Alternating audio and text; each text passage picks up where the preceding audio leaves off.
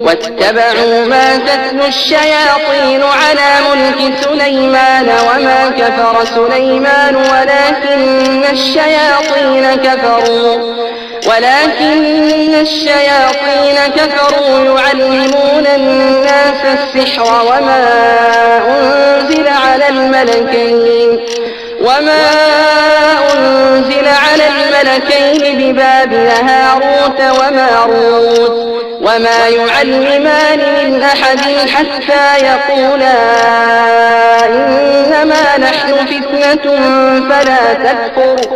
فيتعلمون منهما ما يفرقون به بين المرء وزوجه وما هم بضارين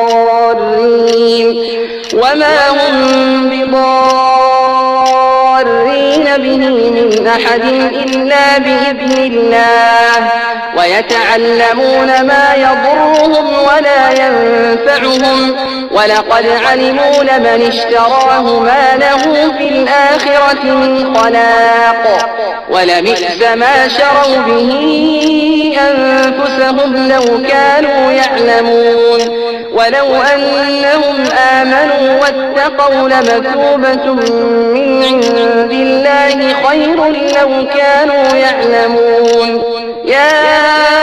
أيها الذين آمنوا لا تقولوا راعنا وقولوا انظرنا واسمعوا وللكافرين عذاب أليم ما يود الذين كفروا من أهل الكتاب ولا المشركين أن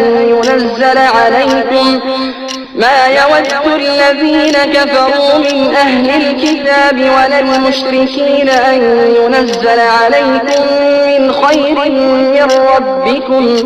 والله يختص برحمته من يشاء